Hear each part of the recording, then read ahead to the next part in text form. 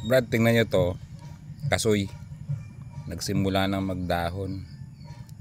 Yung iba, ayan na, namamaga na yung aking mga pinagtaniman. Ayun, nagsisimula na silang mag-sprouts. Kaya lang problema ko dito ay yun, no, dinadaga na ng palaka, pambihira.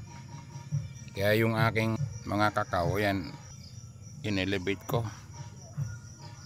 Kaya lang isa lang yung nagawa kasi yun lang ang available na kahoy. Kaya pinaglilipat-lipat ko na lang.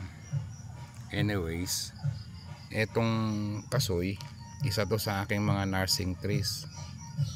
Hindi rin pala ito native dito sa Pilipinas. Halos kasabayan lang ito ng kakao.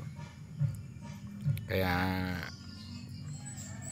maganda ring i-explore kasi sa Palawan lang meron na nagpa-process nito. High value rin to, pero hindi napapansin ng ating mga kinauukulan. Anyways, ayan siya. May isa nang nag-sprout. Marami na ako na itanim sa taas. Siguro mga 10. Ayan.